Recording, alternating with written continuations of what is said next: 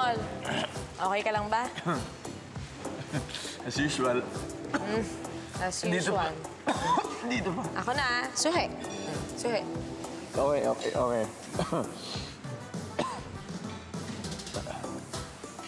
Ano? Okay naman.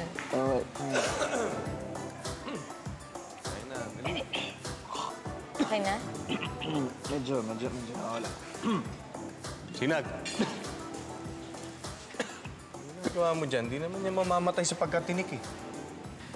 Hindi ko talaga maintindihan eh kung paano mo pa nagagawa makipagkaibigan dito sa tukmol na to eh. Pagkatapos ng mga ginawa niya sa pamilya natin. Kahit araw-araw po ako paulit-ulit humingi ng tawad sa inyo, gagawin ko. Tawad. Benji! Ano ba? Tama na! Ano ba?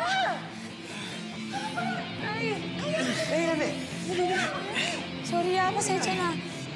Trish. Ma'am, dun po, ma'am.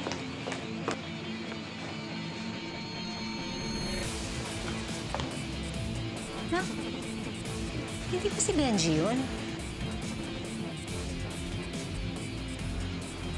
Dahan. Boyfriend ko! Ano ginagawa mo sa boyfriend ko? Trish! Sunshine? Trish! Liluan mo nga sinag ko! Sinag?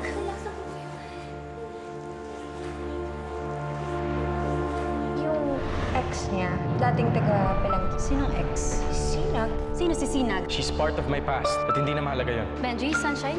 Magkakilala kayo? Hindi. Ang ngayon ko lang siya nakita. Hindi yung type ni Benji. Ni Benj. Hindi niya magustuhan yung ganung babae. Parang kilala mo si Benji, ha? Kausap na kami si Sinag. Ano sabi niya?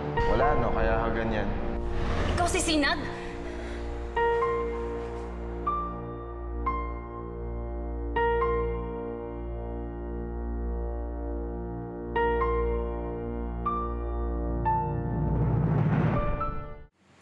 Pakinggan mo muna ako, Trish. Traidor ka! Tinuring kitang kaibigan at niloloko niyo lang ang dalawa? Trish, pakinggan mo muna ako, please. Wala na akong paniniwalaan sa lahat ng sasabihin mo. Ano mo nagawa sa akin to? Ikasakisa ka pa! Kayong dalawa, matagal niyo na ako pinagkakaisahan. Magsama kayo, mga walang iya kayo! Trish! Trish! Sinag. Hayaan mo sila mag-usap.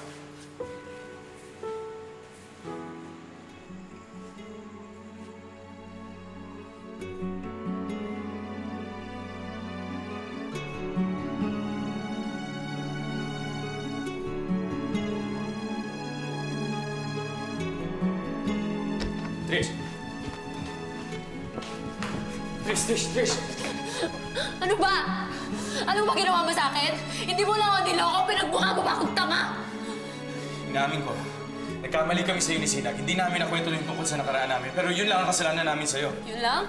Yun lang yung tingin mo doon? The mere fact na tinago mo sa akin lahat yun, ibig sabihin may namamagitan pa sa inyo dalawa na hindi ko alam. Either that or marumi lang talaga yung isip mo. Ako pa ginago mo, ha? Tapos ako pagsasalta mo ng ganyan? I'm sorry. Trish!